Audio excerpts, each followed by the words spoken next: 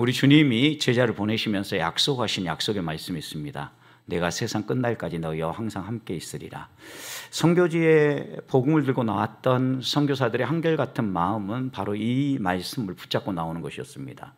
분명히 땅끝까지 가서 복음을 전하라고 하는데 어떻게 전할 건가?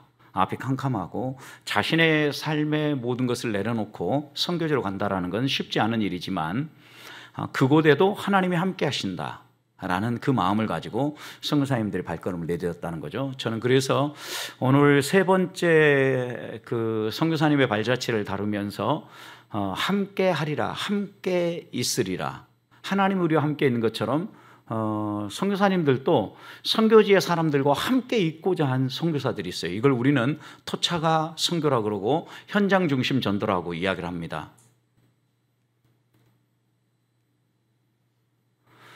현장 중심 전도라고 이렇게 얘기를 하는데, 이 현장 중심 전도의 핵심은 주님이 우리와 함께하기 위해서 임마누엘 하신 것처럼 선교사들도 우리와 함께하기 위해서 우리의 삶의 자리로 함께 온 것입니다. 여러분, 그래서 우리가 지난번 살펴봤던 서서평 선교사, 그 다음에 우리가 또 하나 더 다뤘죠. 유진벨 선교사. 이렇게 이제 두 분의 선교사가 어떻게 보면 그 우리 한국 선교에 미친 지대한 영향력이 있습니다. 그런데 이때 선교사님들과 같이 또 귀한 역할을 하고 남장로교 파송 선교사로서 선교에 혁혁한 공을 세웠던 분을 또 하나 뽑으라고 하면 탈메이지입니다. 우리나라 이름으로는 타미자 선교사로 불렸습니다. 일제 시대니까 여러분, 일제 시대에 자자로 끝나는 우리 여성들 이름이 많았죠. 무슨 꼬로 끝나는 겁니다. 일본어에 꼬, 무슨 꼬, 무슨 꼬, 무슨 꼬 하는 게 전부 자자죠. 자가 꼬로 이렇게 읽어지잖아요. 그래서 이때 지금 이 타미자 선교사님도 들어올 때 이 시기가 한일 합방 그 시기입니다. 경술, 국치 이때 시기에 들어오거든요. 그래서 이 이름도 타미자 하니까 금방 느껴지는데, 우리 교회는 그래도 자로 끝나시는 어른들이 많지 않죠. 제가 지난번 교회 사역을 할 때 함께 그 전도파를 사역하는 스태프들을 봤더니 전부 다 이름이 끝이 자예요. 홍명자, 박문자, 뭐 무슨 자, 은자, 금자, 뭐 다 자예요, 자. 그래서 왜 이름이 다 이렇게 지어졌냐? 우리가 태어난 시대가 이때였고 부모님들이 이렇게 지어줬습니다 라고 그분들도 똑같이 얘기하시더라고요. 근데 여러분이 기억하기 쉽도록 현장 중심 전도사, 전도를 했던, 선교를 했던 타미자 선교사도 여러분 그런 관점에서 좀 읽어보시면 되겠다 생각이 들고요. 탈메이지라는 분인데 여러분 얼굴 보시고 유대계 미국인이었다고 합니다. 1884년 12월 30일 날 출생을 했고요. 미국 뉴저지 뉴악이라는 곳에서 태어났는데 8남매 가운데 장남으로 태어났습니다. 여러분 보통 장남이 헌신하기 쉽지 않잖아요. 그런데 장남이 이렇게 헌신했습니다.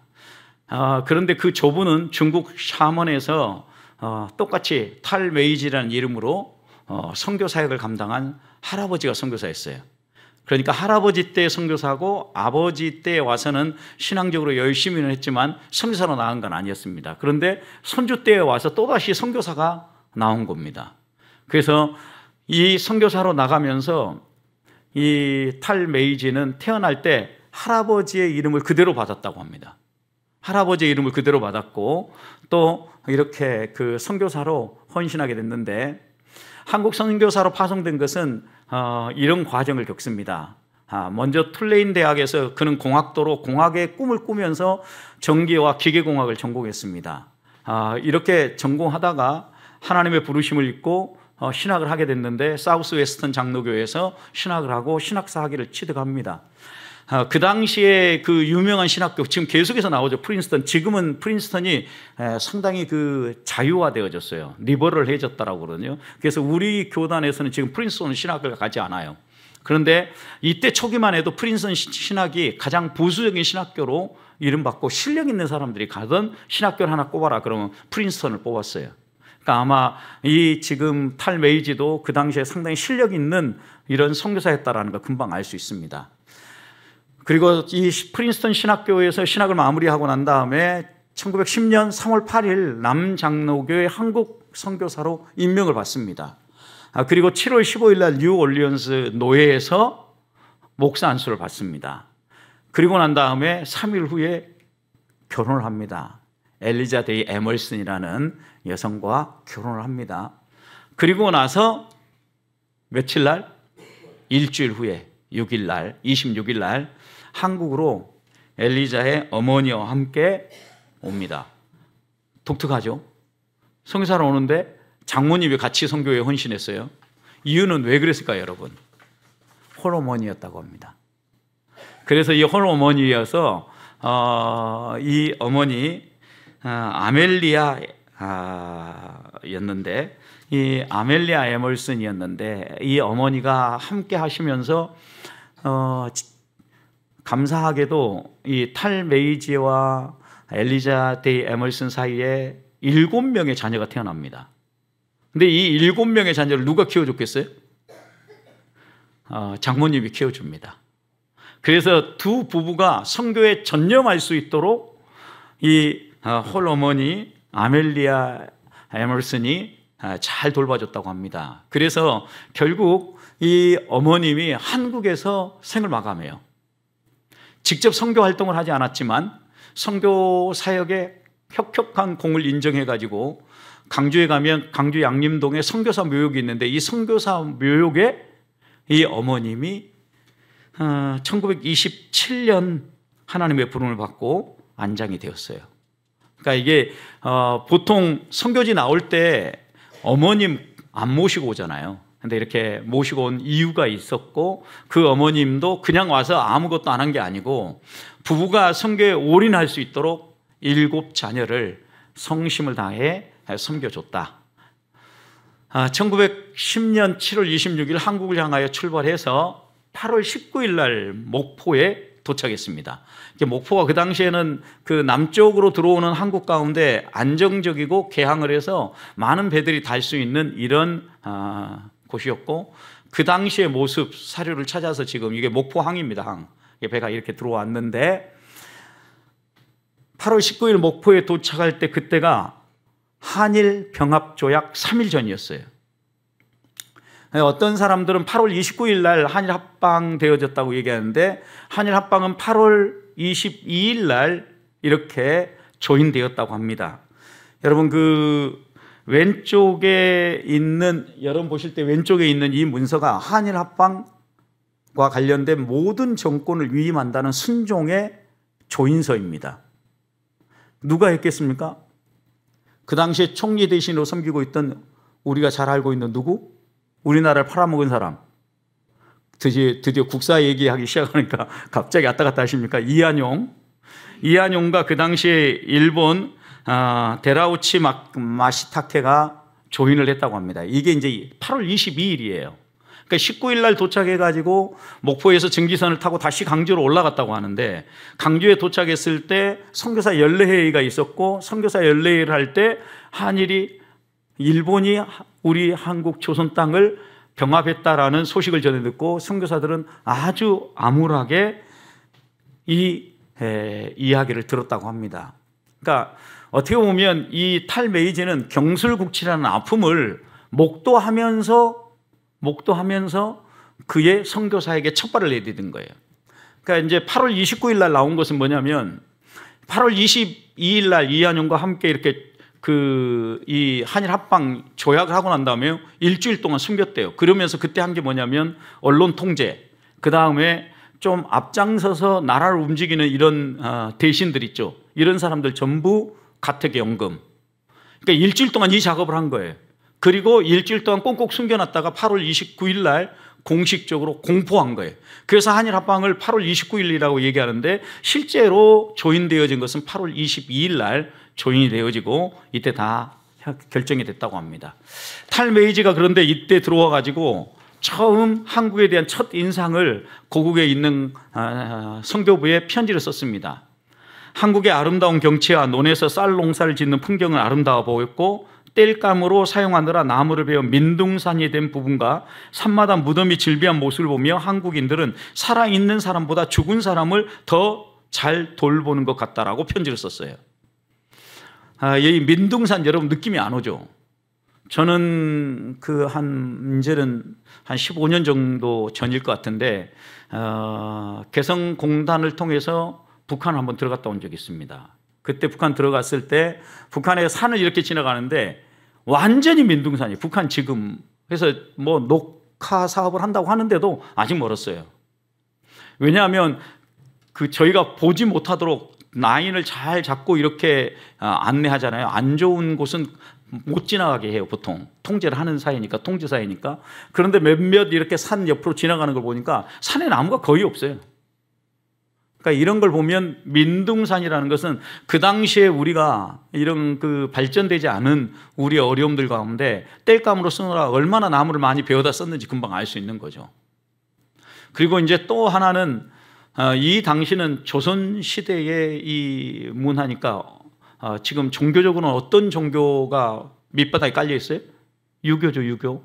유교에서 조상 숭배가 매우 중요했기 때문에 이분은 이런 느낌을 그대로 얘기한 거예요. 살아있는 사람보다 죽은 사람을 더 잘 돌보다는 거죠. 그러면서 이제 이렇게 자기의 다짐을 얘기했어요. 살아있는 사람을 더 중요하게 여겨야 할 책임, 이걸 하나 느꼈고, 또 하나 책임, 조상 숭배, 우상, 미신 종교가 아니라 참된 하나님을 증거해야 될 책임. 그러니까 이런 거죠.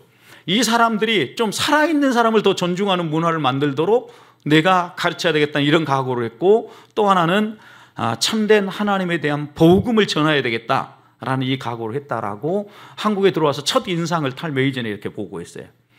광주에 머물면서 초기 선교를 할 때는 처음에 언어 교육을 먼저 받았다고 합니다. 여러분 위에 물 한 컵 따랐죠? 그리고 밑에는 뭐가 있어요? 말이 있죠. 어떤 에피소드가 있었냐면 이 물과 말과 에피소드가 있었는데, 사택에서 도와주는 이 분에게 물을 한 컵 갖다 달라고 했더니 하나는 물을 달라고 얘기하는 것을 말을 데려오라고 얘기한 거예요. 그래서 어떻게 할까요? 근데 여러 번 얘기하니까 사택이 도우미가 2층까지 말을 끌고 돌아왔다는 이런 에피소드가 있어요. 언어 초기에는 이게 말과 물이 구분이 안 돼가지고 잘못하면 이런 일들이 벌어지는 거죠. 그래서 이런 에피소드가 있고, 그는 이제 초기에 서점 담당을 하면서 지금 말 타고 있는 이런 사람들 있죠. 권서인 이렇게 얘기했어요. 그 당시에. 그러니까 쪽복음이라든가 성경, 찬송, 그 다음에 신앙서적 이런 걸 가지면서 가가오 방문하면서 이렇게 나눠줬던 사람이에요. 아래에 있는 그림도 문 입구에서 서서 이 쪽복음을 나누면서 권서인으로서 복음전도 사역을 하는 거예요. 그러면서 그가 전도 보조 사업을 했는데 아침에는 기도에 참여했고 오후에는 전도하면서 책을 판매했다 그러고요. 저녁은 전도 집회에 참여해가지고 보조 역할, 선교 초기에 이제 언어를 익힐 때까지 이런 보조 역할을 했다라고 이렇게 고백을 하는 겁니다. 그러면서 그가 어느 정도 언어가 되기 시작할 때 선교부에서 한센인 선교, 그 당시에 선교는 여러분 복음전도, 또 하나는 교육 선교, 또 하나는 치유 사역, 병원 선교, 이렇게 세 개가 가장 큰 이 선교의 큰 흐름이었어요. 한센인 선교도 역시 마찬가지입니다. 이 한센인 선교가 시작된 것은 지난번에 여러분 유진벨 선교사가 연관도 있고 서서평 선교사도 연관이 있습니다. 이때 포사이드 선교사가 1909년 여성 한센인 환자를 한 명 데리고 왔는데, 교통사고 이후에 이 사람을 살리게 데려왔는데 이 사람이 한센인 것이에요. 한센인 병을 앓고 있는 거예요. 우리로 얘기하면 문둥병 이렇게 얘기했죠. 옛날 나병, 문둥병 이렇게 얘기하는. 그래서 이 사람을 돌보면서 처음 시작된 데가 어디냐면 여수애양원이에요. 그래서 여수애양원에서 한센인 병원 사역을 시작하는데, 이 병원 사역에 유진벨 우월손이라고 얘기하는데, 여러분 월손은 윌슨을 월슨으로 한 거예요. 그래서 로버트 M. 윌슨이 우월선으로 우리나라 이름을 하면서 여수애양원과 한센인 병원의 총책임을 짊어지고 감당하고 있었어요. 그래서 이 병원위원회 사역을 했는데 1913년 우월선이 안식년으로 귀국하자 그때부터 바로 이 탈메이지가 이제 병원 사역의 책임자로서 사역을 감당하게 됩니다. 그는 이 병원 사역을 하면서 강조했던 게 뭐냐면 전인 치유 사역을 강조했어요. 전인 치유 사역을 통해서 그들의 몸만 하는 게 아니라 건강한 음식을 제공하고, 또 하나 그들의 영혼을 위해서 성경을 가르치는 이런 사업. 그러니까 전인 치유 사역으로 몸의 질병을 그리고 앞으로 건강한 삶을 살 수 있도록 음식을 제대로 준비해서 먹이고, 그 다음에 그들의 영혼을 위하여서 성경을 가르치고 성경 말씀을 따라 살아가도록 이렇게 교육하는 전인치유 사역을 힘쓴 거죠. 그러면서 한센인 병원 교회가 설립되는데 이게 여수애양원 교회인 거예요. 이렇게 이제 교회가 시작되어지고 우리가 알고 있는 이제 선교의 발자취를 하나하나 따라갈 수 있는데, 한센을 위한 선교에서 그는 이렇게 고백했어요. 한센인들이 병원에 들어가 몸을 씻고 치료를 받고 음식을 제공받고 복음을 듣고 한글을 배우며 성경을 읽고 사경에 참석하여 새로운 삶으로 변화되는 전인 치유 사역을 시도했다라는 거예요.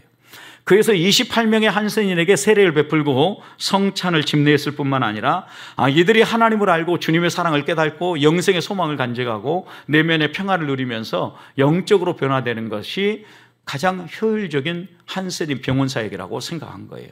여러분, 그러니까 전인치유라는 건 뭐냐? 그들의 질병을 고쳐주고 그들에게 먹을 것을 제공할 뿐만 아니라 그들의 영혼을 위해서 성경을 가르치고 건강한 믿음 생활을 할 수 있도록 지도해주는 이런 한센인 선교 사역을 감당했다라는 거예요. 여러분, 또 하나 교육 사역이죠.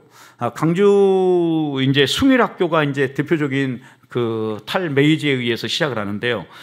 숭일학교에서는 여러분 이게 이제 숭일학교 졸업하는 사람들이 아니라 기약부하고 선생님들 사진이에요. 여러분, 왼쪽 거는. 오른쪽은 뭐처럼 보여요? 사진 잘 보이십니까? 하도 옛날이어서 크게 한 장으로 보여주려다가 지금 저기 했는데, 이게 야구부 모습이에요. 야구부. 그래서 숭일학교를 통해서 탈메이지가 했던 것은 실업교육을 했는데, 실업교육은 이들을 구제하기 위한 수단이 아니었어요. 그러니까 보통 이렇게 교육을 하면 먹고 살기 힘드니까 잘 먹고 잘 살게 하기 위해서 실업교육을 한다, 이렇게 생각을 했는데 달랐어요. 무슨 목적이었냐면 노동의 가치를 알리고 자립을 하고 그 다음에 이들이 지도자로서 서기 위해서 실업교육을 시작했어요. 그리고 또 하나 했던 것은 신앙교육인데, 학생들이요 주말마다 전도 활동을 나갔다 그래요. 그러면 주일날 같은 경우는 먼 교회 마을까지 이들이 사역을 나갔다고 해요. 가서 주일학교 전도를 하고 주일학교 사역을 감당했다라는 이런 기록들이 남아 있어요. 그리고 또 하나는 강주 지역에서 최초의 야구부를 창단해 가지고 추구한 게 있는데, 그게 뭐냐면 신체가 건강해야 나라를 되찾을 수 있다고 합니다. 왜냐하면 1910년 한일 합방 이후에 지금 선교 활동이 진행되잖아요. 그러니까 초기에는 선교하는데 크게 문제가 되지는 않았어요. 그리고 그는 강주를 중심으로 있으면서 강주에서 이제 순창, 담양 이런 데까지 다니면서 사역을 해요. 그러니까 이 당시에 그 남장로교의 선교 사역 가운데 하나는 이제 바울도 그렇게 했는데, 거점 도시를 중심으로 선교를 하는 거예요. 이걸 이제 스테이션 선교라고 하는데, 이 스테이션을 어디에 뒀냐면 목포에 스테이션이 있었고 전주에 있었고 군산에 있었고 광주에 있고 순천에 있었어요. 5개 얘기했죠. 근데 남장로교는 또 하나를 더 받았는데 충청도를 하나 받아가지고 충청도 청주에 하나가 있어요. 그러니까 6개 스테이션을 가지고 남장로 선교부가 활동했어요. 거기에 이제 남장로에게 또 할당해 준 데가 제주도예요. 그래서 여러분 서서평도 제주도까지 다니면서 선교했다라는 얘기 제가 말씀드렸죠. 그러니까 이렇게 스테이션 6개를 중심으로 했는데 순창 담양은 스테이션이 없는 곳이에요. 그래서 이제 이 순창 담양 이 사역을 하면서 이 탈메이지 선교사가 중요하게 다뤘던 것 가운데 하나가 현장 전도 선교를 한 거예요. 현장 중심 선교를 한 거예요. 그러니까 안전하려고 하면 선교사들은 이런 선교사들이 머물 수 있는 스테이션에 머물고 그것에 중점 사역을 하면서 그 다음에 거기에서 복음화된 사람들이 그 주변 마을로 이렇게 퍼져가고 도시로 퍼져가도록 이렇게 선교를 펼쳤는데, 이 탈메이지는 강주를 거점으로 하고 강주에서 한 달에 잘 살아야 한 2달 이 정도 살았다고요. 나머지는 전부 다 나머지는 이렇게 거점에 가가지고 거점을 지역에 가가지고 순창이라든가 담양이라든가 전도해야 될 현장에 가서 전도했다라는 거예요. 그래서 왼쪽에 보면 이런 폐가를 구입해가지고 제일 먼저 시작한 게 뭐였냐면, 오른쪽에 그 있는 것처럼 집을 이렇게 재단장해가지고 순창 청년 순담, 순창 담양, 순담 청년 성경학교로 시작한 거예요.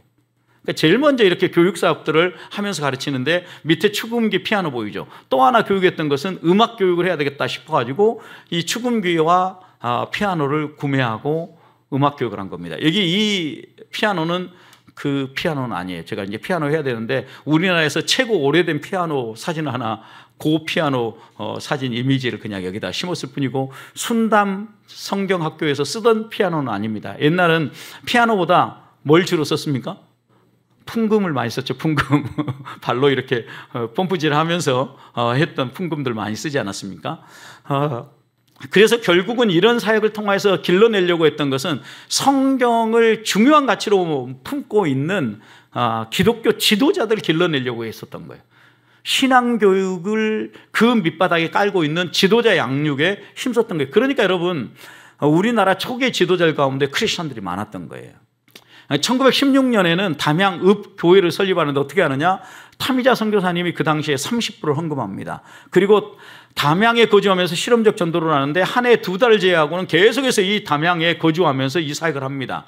주변에 30개 시골 교회를 돌아다니면서 개척을 하는데, 그때 선교 센터로 세웠던 게 바로 앞에서 삼켰던 그 순담 성경학교예요. 여러분, 이렇게 이제 현장 중심 선교를 하게 되는데, 여러분 그 이미지 보이는 것은 담양읍교의 현재 모습이고요. 그 옆에 기아장으로 되어 있는 것은 처음 시작된 모습이에요. 그리고 이제 그 다음 위에 뼈대만 있는 데는 지금은 여기를 문화공간으로 활용하고 있는데, 두 번째 이 담양읍교회가 이렇게 확 활용되고 있는 모습이에요. 그 옆에 두 사진은. 그래서 담양읍교회가 그 당시에 담양에서 얼마나 중요한 역할을 했는가 이렇게 볼 수 있는데, 현장 중심의 장점을 그는 여러 가지로 얘기했어요. 적은 노력으로 큰 효과를 볼 수 있다. 왜냐하니까 강주에 있으면서 담양과 순창을 왔다 갔다 하면 이게 이제 비용도 많이 들어야 되고 노력도 해야 되고 수고도 많이 할 거예요. 그러니까 거기에서 1년에 한 6분의 5 정도는 머물면서 아예 거기에서 사역을 한 거죠. 그리고 친밀한 관계를 형성할 수 있다는 거예요. 왜냐하면 선교사가 자기 그 선교 구락부에 있다가 한 번씩 나와서 전도하고 다시 돌아가면 관계 형성이 어렵겠잖아요. 그런데 담양에서 이런 폐가를 구매해가지고, 이 폐가가 아까 거기가 어디냐면요, 처음 초기 사료를 보면 무덤터에 있는 800평 3개의 폐가가 있는 무덤터를 800평 구매했다 이렇게 나오거든요. 선교부 보고에 가면. 그러니까 처음 얘기했죠. 선교사들을 다 싫어하니까 처음에 어디에 거주했다고요? 사람들이 싫어하는 무덤 주변에다 땅을 사고 거기에서 선교 그 포지션을 잡고 거기에서 사역을 시작했어요. 그러니까 이런 사람들을 보면서 친밀한 관계 형성이 되어지고 그들과 행복하게 협력 사역을 할 수 있었고, 사무실이라든가 순회 비용들을 절감할 수 있는 이런 효과가 있다고 보고를 했어요. 강조점은 스테이션이 아니라 이제는 지역으로 가야 된다, 이렇게 강조를 한 거죠. 현장으로 가야 된다. 선교사가 중심이 아니라 현지인이 중심이 돼야 된다. 선교사는 관리 감독자가 아니라 이제는 협력하고 돕는 자가 돼야 된다. 재정은 지원하고 후원하는 게 아니라 독립하게 만든다. 자립자치자전, 네비우스 선교 전략 3자 원리에 대해서 한번 설명드렸죠. 자립자치자전이에요. 그러니까 이 원리에 따라서 자립할 수 있도록, 재정 독립을 할 수 있도록 하는데 현장 중심 전도에 강조점이 있다, 이렇게 얘기했거든요. 그럼 특징은 뭐냐? 이렇게 했을 때 현장 중심 선교는 권위주의와 기득권을 포기할 수 있다, 하나님 주권을 인정할 수 있다, 봉사하고 협력할 수 있다, 이런 주장들을 했어요. 여러분, 그러니까 이런 선교가 결국 현장 중심 선교가 어떤 선교예요? 우리 주님이 이 땅에 오셔서 우리에게 보여주신 토착화 선교예요, 이게. 그래서 지금 세 번째 선교사님들 언급했는데, 이 분이 바로 그러니까 토착화 선교를 직접 몸소 우리 나라에 적응하고 적용한 사람들이라고 말할 수 있죠. 담양읍 교회가 학교를 하나 설립하게 돼요. 교회가 학교를 설립했어요. 광덕학교, 1922년. 그래서 이 광덕학교에 대한 그 이미지가 사진에만 그 신문에 남아 있어가지고 사진이 명확하게 안 남아 있고 이렇게 남아 있고요. 그리고 광덕학교 학생들의 모습이 오른쪽에 있습니다. 이게 어떻게 했냐? 부잣집 여성이 1,000엔을 그 당시에, 그러니까 일본 돈이지, 일본이 하고 1,000엔을 헌금했다고 합니다. 지역 목회자가 모금을 해가지고 1,000엔을 헌금했습니다. 그리고 나서 이제 타마자 탈메이지 선교사가 헌금을 합니다. 근데 땅을 헌금합니다. 800평. 그리고 목재를 기부합니다. 이런 헌신을 통해서 그러니까 이 타미자 선교사, 탈메이지 선교사가 추구했던 것 가운데 하나는 뭐였냐면 선교부가 전부 책임지고 선교사가 모든 걸 해주는 게 아니라 현지인들이 책임을 지고 교회를 운영하고 학교를 세우고 또 섬길 수 있도록 이렇게 토착화시키려고 몸부림쳤다라는 거예요. 1932년 안식년을 끝나고 탈메이지 타마자 선교사 부인이 들어와서 본국에 보고를 했습니다. 이렇게 보고했습니다. 주말에 타마자 목사와 여러 교회들을 방문했는데 가는 곳마다 환영을 받으며 우리가 없는 동안에 교회가 아무런 어려움이 없었고 오히려 우리 없이도 놀라운 방식으로 성장했다는 걸 확인했다는 보고를 했어요. 그리고 이렇게 얘기했어요. 하나님 나라를 이루는 책임은 선교사가 아니라 누가 감당한다? 성령님이 담당한다. 이렇게 리포트를 한 거예요. 여러분, 그러니까 우리나라 초기에 이 선교가 어떤 사람의 노력이나 이런 열심이 아니라 전적으로 하나님의 돌보심과 하나님의 선교로 진행됐다라는 것을 현장 선교에서 뛰고 있는 선교사들이 직접 말로, 입술로 이렇게 고백했다라는 거예요. 그리고 동아일보에 이제 이렇게 그때 이 광덕학교가 세워지는 걸 보면서 동아일보에 1934년 12월 14일 일자에 실렸는데 이렇게 실렸어요. 타마자 목사는 전남 담양군 읍내 사립 광덕학교의 헌금 1,000원과 운동장 토지 800평, 시가 그 당시에 800여 원을 하사했는데 자기는 고무신을 신으며 조밥과 백반을 먹으면서도 무산 아동, 여러분 무산이 뭔지 알죠? 없을 무자, 재산 산자잖아요. 재산이 없는 아동의 교육을 위하여 이같이 하사했다 라고 동아일보에 실렸어요. 그날. 그러니까 초기에 교회가 이 사회를 이끌고 목사, 성도 이러면 인정을 받았던 이유가 이런 일들 때문이에요. 그런데 오늘날 우리가 이런 거 다 잃어버린 거예요. 그러니까 초기 한국의 역사를 보면서 우리가 다시 한 번 더 이 선교사들을 보면서 우리의 발자취를 점검해야 돼요. 우리가 나아가야 될 길이 무엇인가를 생각해야 된다고요. 그러면서 이렇게 했어요. 한국 교회의 자립을 강조하며 한국 교회가 앞서고 선교사는 뒤에 서야 한다는 입장을 철저하게 이 타마자 선교사, 탈메이지 선교사는 밝혔고 강덕학교는 한국 교회의 자립과 완전한 독립에 대한 사례라고 선교부에 보고를 했어요.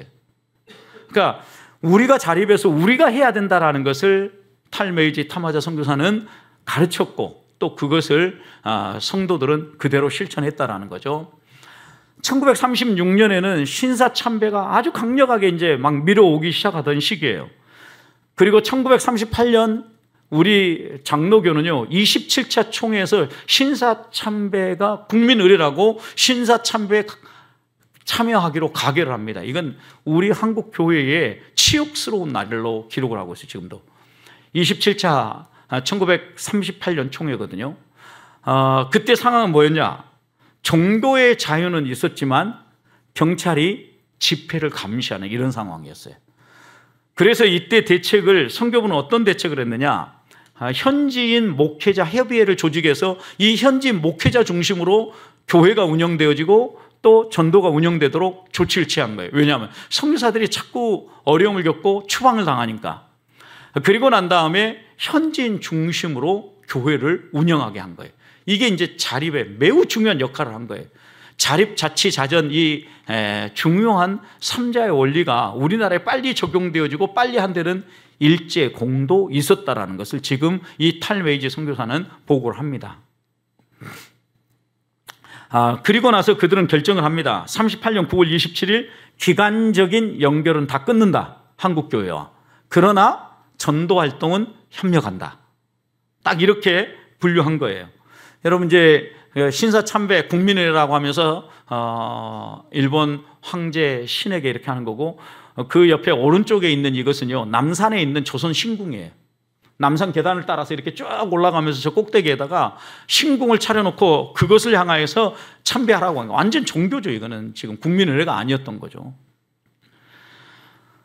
그러면서 이제 이 탈메이지 타마자 선교사는요 신사참배 가결 후에 변명을 내려놓고 다가올 고난의 시간 속에서 할 일을 제안했는데 교회가 선교사들이 아니라 하나님 앞에 무릎 꿇고 기도해라. 신사참배 딱 하고 난 다음에 이 탈메이지 선교사가 외쳤던 건 뭐냐? 선교사들에게 미안해하거나 선교사에게 회개할 필요가 없다. 지금 이 건은 하나님 앞에 회개하고 하나님께 용서를 구해야 될 일이다. 이렇게 선언을 한 거예요. 그러면서 이렇게 얘기했습니다. 우리에게 일어난 모든 일들은 복음의 발전을 위한 것이며 이러한 변화를 항구적인 결과로 인정해야 된다. 한편으로는 섭섭하지만 다른 차원에서 궁극적인 목표가 성취된 것, 곧 자치, 자전, 자립의 교회가 현실화된 것은 기쁜 일이다. 여러분, 그러니까 일제가 이렇게 압박을 가함으로 선교사들이 손을 뗄 수밖에 없었고, 이 일로 말미암아 한국 교회가, 조선에 있는 이 한국 교회가 빨리 자립, 자치, 자전의 틀을 갖추게 되었다라는 게 탈메이지 선교사의 평가였어요. 그래서 신사참배 결의에 대한 평가가 뭐냐? 좀 더 독립적 교회로 가는 계기가 되어졌다. 정말론을 확신하게 됐다. 이건 하나님의 선교, 하나님이 이유가 있어서 이런 고난을 줬을 텐데 하나님이 결국은 끝까지 이 조선의 교회를, 한국의 교회를 책임져 주실 것이다. 믿는다라고 탈메이지는 평가한 거예요. 그러면서 선교회와 독립된 희망찬 미래를 한국 교회가 펼쳐갈 것이라고 꿈꾸고 축복했던 거예요. 여러분, 그러니까 선교사가 고난을 당할 때, 이 고난에 대처할 때 어떤 방식으로 대처하면서 현지인 교회와 현지 목회자들을 돌보고 사역을 했는지 금방 알 수 있는 영역이에요. 신사참배와 연관해서 이제 그 다음에 또 중일전쟁이 함께 연결되는데, 이 중일전쟁으로 말미암아서 결국은 선교부가 철수밖에 할 수밖에 없는 상황에 빠지게 됩니다. 중일전쟁은 37년부터 45년 이 중일전쟁이 끝나면서 결국은 패전하고 우리가 해방되지 않습니까? 45년. 그래서 선교회는 중일전쟁으로 일제의 통제가 심하여 선교의 수행이 불가능하다고 판단해서 이때 이제 모든 선교사를 철수하기로 합니다. 그래서 40년 11월 7일에는 선교사들 가운데 7사람만 남기고 다 철수를 합니다. 그런데 41년 아까 윌슨이라는 우월선 선교사 부부하고 크레인이라고 표현한 이 구레인 선교사가 결국 출국을 하게 됩니다. 떠나게 된 거죠. 그리고 42년 6월까지 3사람의 선교사가 남아 있었는데 끝까지 추방당할 때까지 남아있던 선교사가 누구냐? 탈메이지 타마자 선교사였어요. 그리고 유하레 선교사, 그리고 도마리아 선교사, 이렇게 여러분 3사람의 선교사가 끝까지 남아 있었는데, 요하레 도마리아 선교사는 병원 선교와 그 다음에 학교 교육 선교 이런 데 헌신한 선교사들이었어요.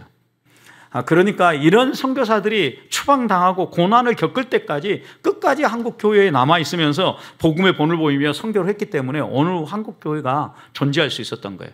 그러면서 한국 교회에 대한 소망을 41년 6월에 이렇게 얘기했어요. 한국 교회가 죽지 않고 살아 있으며 더 좋은 흐름으로 변화되고 있다고 그랬어요. 일제가 그렇게 강력하게 압박하고 핍박하는데 오히려 더 좋은 방향으로 변화되고 있다고 했는데, 한국 교회에 심각한 결함이 있을지라도 이 심각한 결함을 뭘까요? 신사참배 결의를 하는 거예요. 그래서 여러분, 그 당시에 신사참배 결의에서 참여한 파들 가운데 고려파, 재건파, 그래서 얼마나 파가 많이 날랐는지 몰라요. 여러분, 이런 부분 여러분 기억하면 심각한 결함이 있을지라도 여전히 이 탈메이지 선교사는 뭐라고 했냐면 하나님의 숨결이 한국 교회를 감싸고 있다고. 하나님이 지금 이 한국 교회를 주관하고 이끌어 가신다라고 본 거예요. 한국 기독교인들이 성경을 공부하고 전도 부인들이 성경을 가르치고 사람들의 삶에 영향력을 끼치고 있다는 거예요. 이것이 어떻게 보면 하나님의 숨결이라고 봤고, 이런 사람이 남아있는 동안 절대 한국 교회는 망하지 않는다라고 탈메이지는 리포트하고 보고했던 거예요. 타마자 선교사의 그 여러 가지 공이 있는데요. 타마자 선교사는 법인 대표로서 선교의 자산 증여와 임대를 지속적으로 요구했어요. 어디에서 그랬을까요? 일본이 그런 거죠. 일제가 해요하고 협박함에도 불구하고 선교의 자산을 끝까지 안정적으로 지켜냈어요. 안전하게 지켜냈는데 그 과정에서 일제가 무슨 죄목을 덮어씌웠냐면 간첩이다 저놈. 선교사가 아니라 간첩이다라고 혐의를 덮어씌워가지고 감옥에 투옥시켰는데 그때 심장병을 앓고 있었다고 그래요. 그러니까 떠나지 아니하고 한국에 남아있으면서 감옥에서 그때 구류된 일수가 121일이었어요. 네 달을 갇혀 있었던 거죠. 쉽지 않은 고초를 겪은 거죠. 그 당시 선교회 자산이 100만 달러였다고 합니다. 만약 이때 빼앗겨 버렸다고 하면 지금 있는 예를 들어서 숭실대학, 그다음 한남대학, 그다음에 뭐 이런 여러 대학들 있죠. 남장로교 선교부가 주관했던 선교 자원들은 싹 사라져버린 거죠.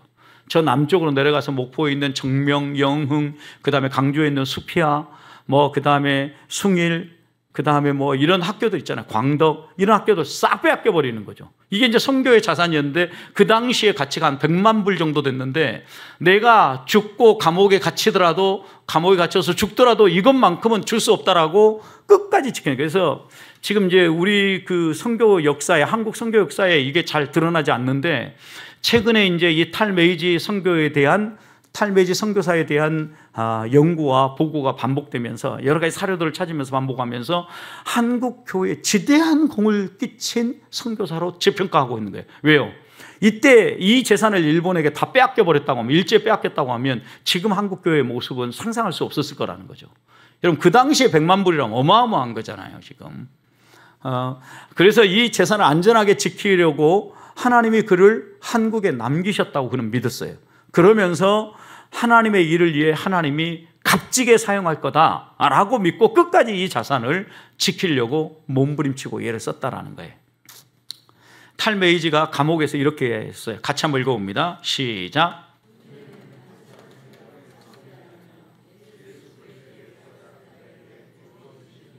네, 그냥 우리가 생각해서 이거 은혜입니다 라고 얘기하니까 그게 은혜가 아니고 하나님께 온전히 사로잡혀서 모든 것을 맡기고 하나님을 의지하는 사람에게 부어주시는 힘이 뭐냐? 그게 은혜다. 여러분, 그러니까 우리가 하나님 은혜를 맛보려면 하나님 부여잡지 않고는, 하나님을 오롯이 붙잡지 않고는 절대 경험할 수 없어요. 이게 이제 우리들이 다시 한번 마음에 굳게 세워야 되는데, 그는 이제 이런 과정을 겪으면서 선교회와 한국 교회의 관계에 대한 원칙을 몇 가지 세웠어요. 선교회와 한국 교회는 한국에 있는 두 개의 구분된 자율적인 기관으로 복음을 전파하는 그리스도의 대임에 복종하기 위하여 서로 협력한다. 여러분, 협력 관계라고 본 거예요. 대등한 관계 놓고 본 거죠. 그러니까 제국주의적 선교적 관점을 가지고 있는 사람은 어땠냐면 자기들이 항상 위에 있고 우리를 깔보듯 아래에 놓고 본 거예요.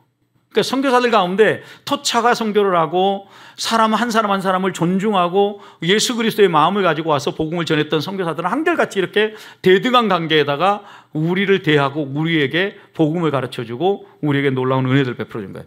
그리고 나서 또 이렇게 얘기했어요. 교회적 기능이 뭐냐? 설교, 성례, 목회자 훈련, 안수, 권징, 자선 활동, 이런 것들은 선교회가 한국 교회의 지도와 통제를 따른다 그랬어요.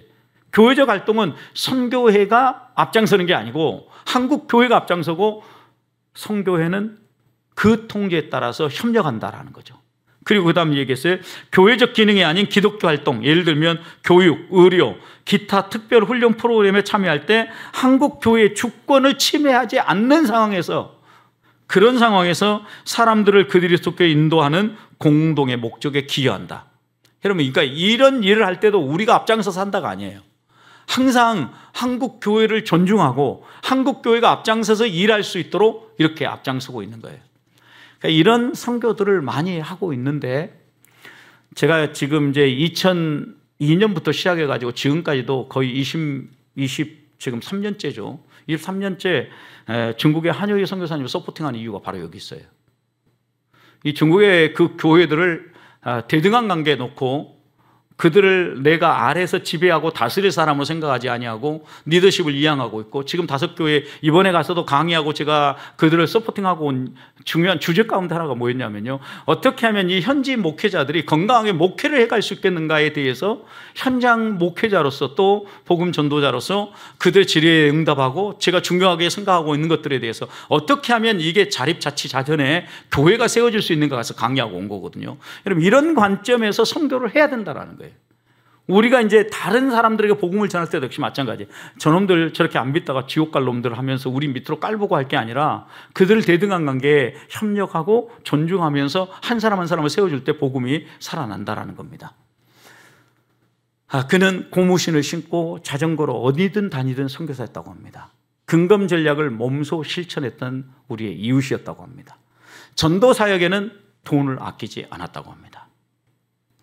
학생에게 전도용 자전거를 사주면서 전도할 수 있도록 격려했던 선교사였다고 합니다. 신사참배를 거부하고 선교의 재산을 지킨 선교사였다고 합니다. 선교사들이 한국을 떠날 때 끝까지 한국에 남은 선교사였습니다. 추방당할 때까지.